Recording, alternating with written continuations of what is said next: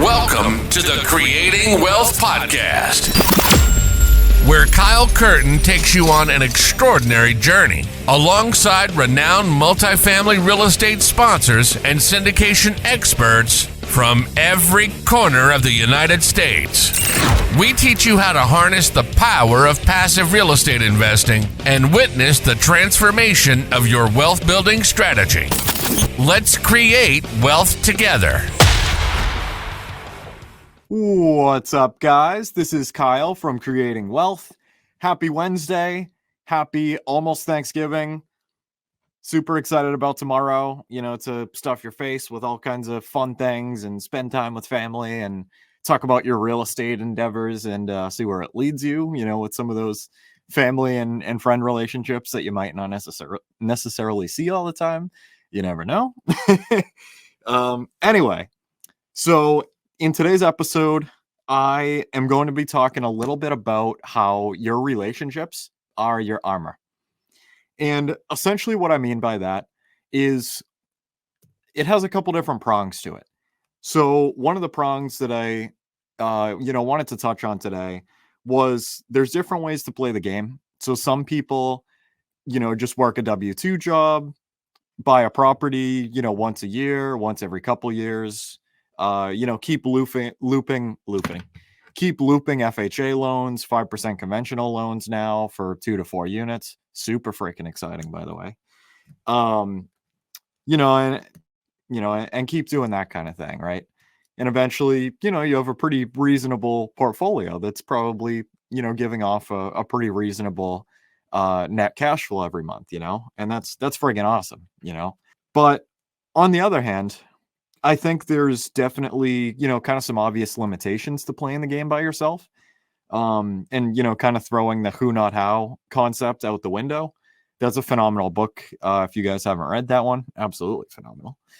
And basically trying to do everything yourself, Yeah, you might be able to, retire from your day job, replace your income, yada, yada, yada.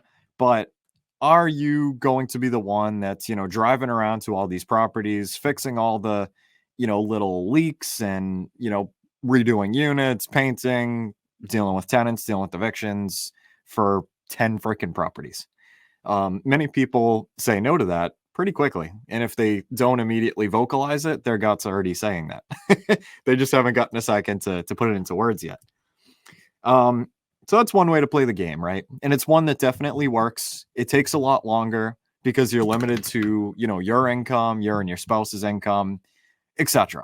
The other way to play the game is my favorite by every stretch of the word is collaboration.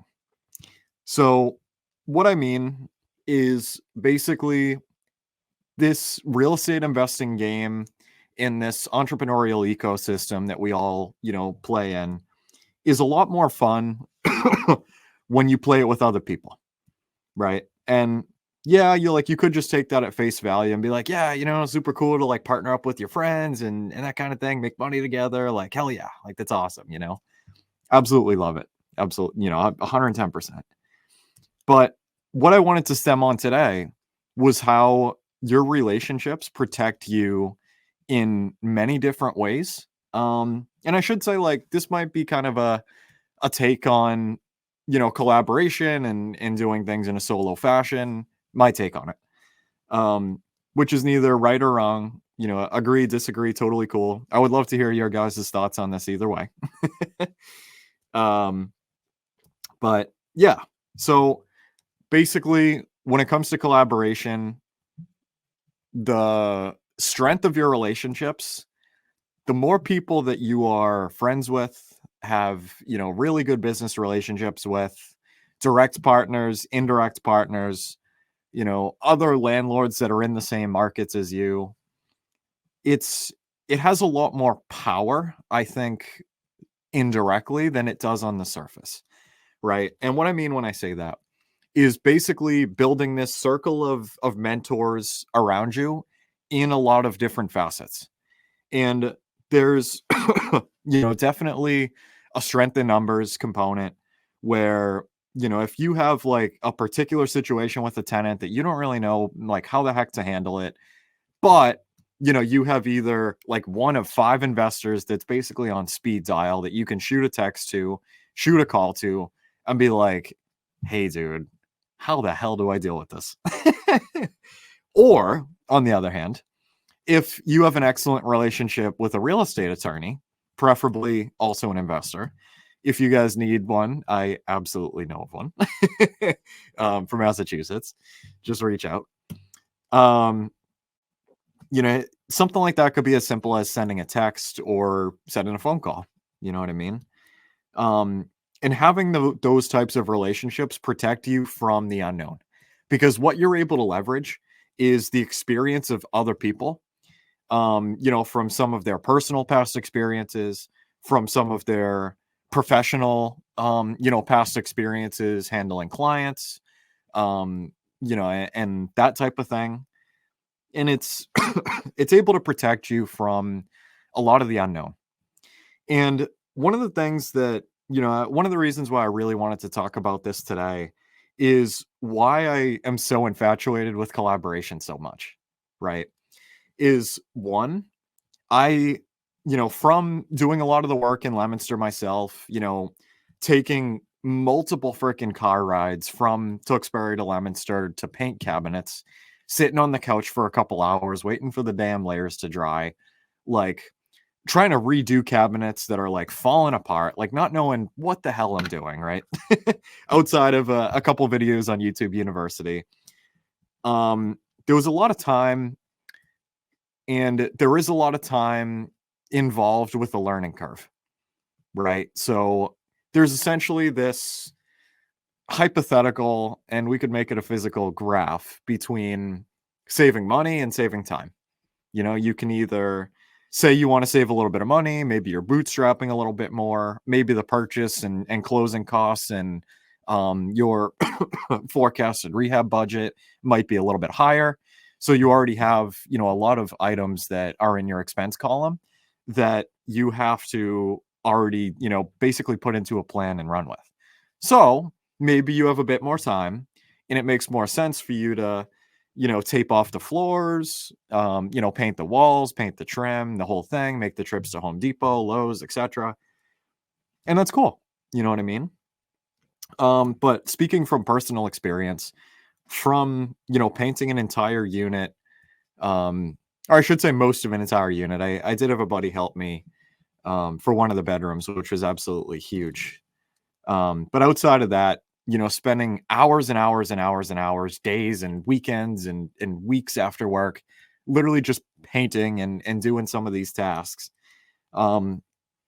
It definitely has a cost of itself, right? The cost of your time. And there's a lot, a lot to say about the cost of your time. And essentially, one of the things that I learned from Leominster, especially in year one, I'm right about to jump into year 2 of ownership in December, in like almost a month actually.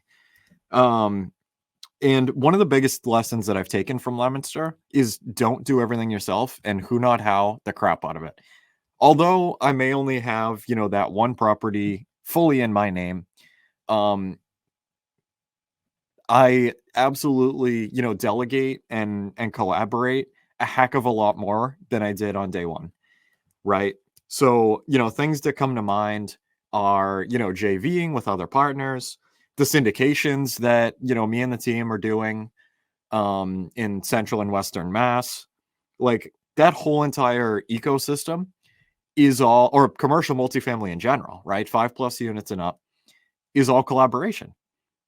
I'm sure there are people out there that, probably can syndicate a whole freaking 30-unit deal by themselves, raise $1 million, like asset manage, like keep the property manager in check and aligned and all that stuff, align the contractors and all that. It's probably people out there that do it, but I want you guys to find me one because I think that, and from a personal opinion, right? I think that that's a huge disservice to a lot of people trying to play the game yourself. Because I feel like there are way too many extremely talented, experienced, wise, open-minded people out there to partner up with and leverage your strengths that come to play into a deal, as well as leveraging theirs, right? So if your strength is in asset management, you probably shouldn't be doing, like, maybe trying to raise capital or something like that, And again, like, this is just, me kind of firing from the hip here. But, maybe your strength is in raising capital, but, you shouldn't be property managing because that's not your cup of tea. Well, that's the thing, guys, right? Is you can avoid the learning curve for a lot of different things, all the way down to, if you bought like your first house hack or whatever it might be, maybe your first deal with partners, whatever. If you, allow other people into your world, whether they're, taking a cut of the deal or they're not, like, even like I said, something as simple as like painting a freaking unit. It took me way too long, because I couldn't allocate all of my time towards that one activity to bang it out pretty quickly. But now it makes more sense, being a bit more wise from a few years ago and learning a lot more lessons, to be like, hey, dude, you should probably just write a check for that. Maybe you can get it done in a weekend. You know what I mean? Have a kick-ass crew out there and shift your role from, figuring out like how to do these things yourself versus finding who can help you do these certain tasks yourself, And it's one of those things that you tend to pick up, as you go along. And one of the things that I am like extremely obsessed about now is just leveraging your strengths.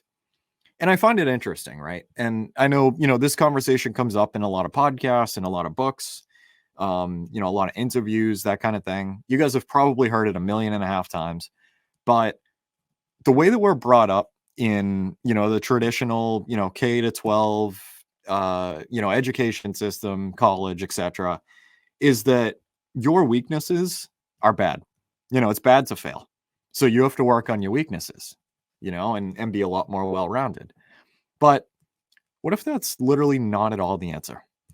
And I say that because why the hell are you going to waste the limited amount of time that you have during the day working on something that you can leverage someone else's expertise on and bounce things off of them in the areas that you may not be as strong, and continue to go a lot harder on your strengths? I mean, you guys know, like, I'm absolutely obsessed with like The One Thing by Jay Papasan. 10x is easier than 2x, by Dan Sullivan. Sorry, I had to look behind me. And those kind of books, basically like hammer down on your strengths, and especially if you can drop it down to like 1 or 2 strengths at the very, very most, and leverage out everything else to people where that is their strength. So basically, like, where I'm getting at here, guys, is like, one of the things that you can do is, or I should say, let me share a couple of like extremely short stories with you. And I'm sure you guys all have your own war stories as well from, investing and that type of thing to date, especially if you've just done it on your own or, with a significant other, etc. Is, so a lot of times those random ass stories come up, you get like a text from a tenant. For me, it was on September 11th of this year, when Leominster had those like insanely crazy rainstorms and like the roads fell apart and like all hell broke loose. Luckily, I didn't get hit too bad over there, but and it didn't flood out, and it definitely could have been a heck of a lot worse. But one area that did come about is a I had a leak in my chimney that was probably well over 100 years old, guaranteed. And I got a text from my tenant on the second floor that there was water, and she sent me a video. She's like 100%, like no lick of a lie. You know what I mean? She sent me a video of literally like water and like pieces of like brick, like debris falling into her like fireplace. Mind you, none of the fireplaces are active, but the that it, like, there was crap hitting the fan.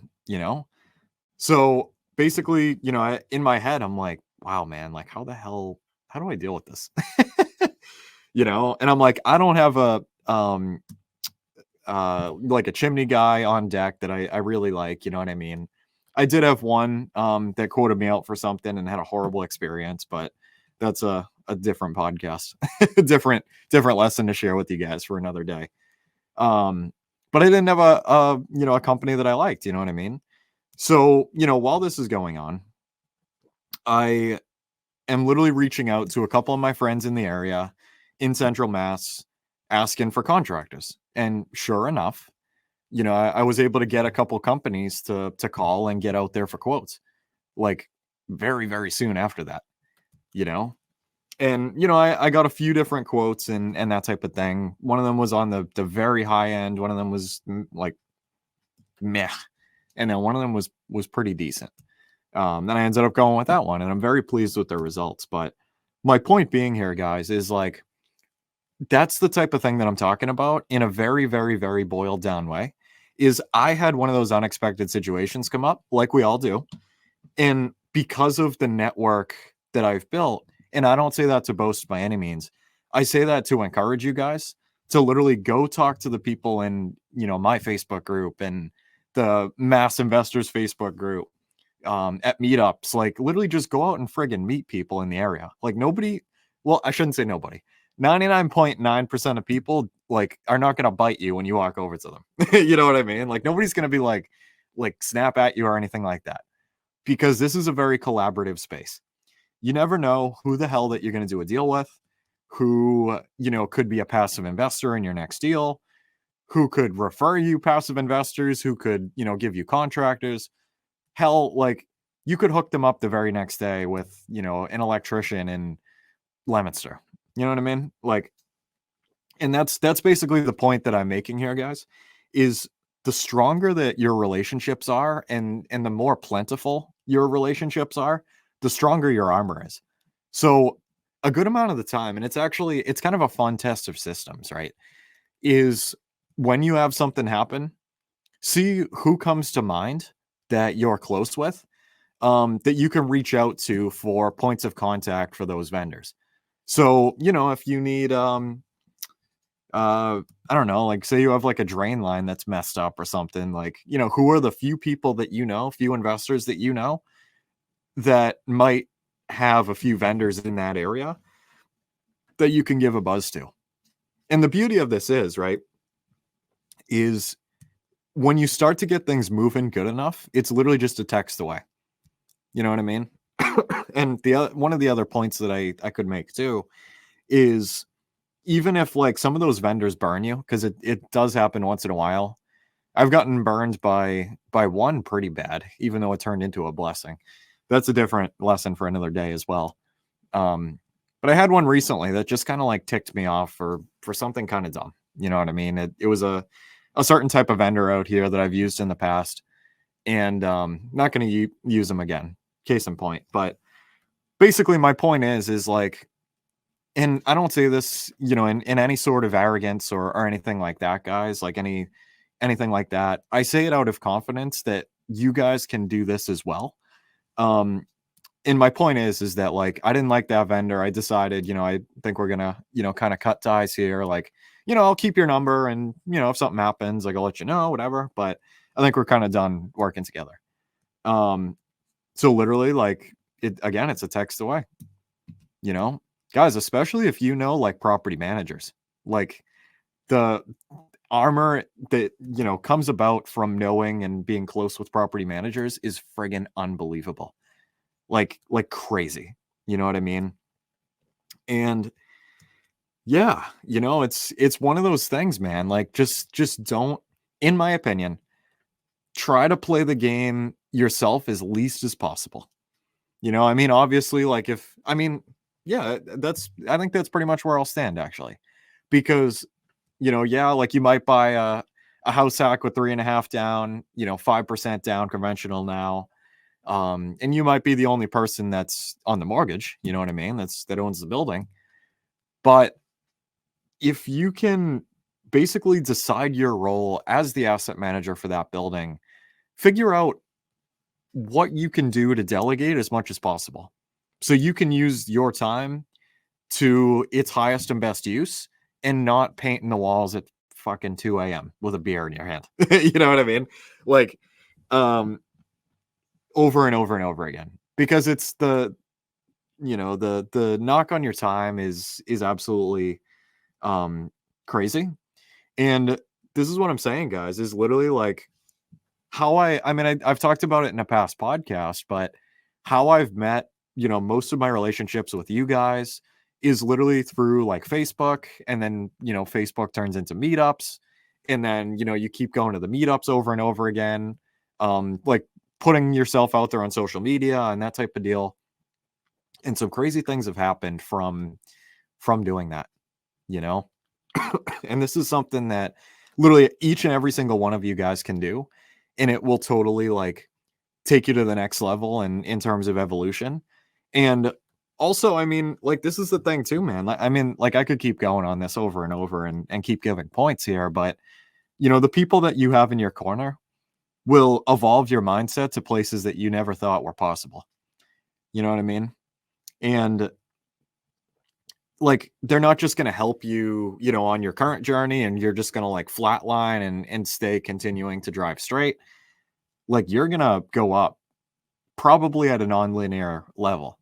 You know what I mean? Like, you might have like a completely crazy thought, like complete hard shift in a whole nother direction because of a conversation that you had one time with one of your investor buddies.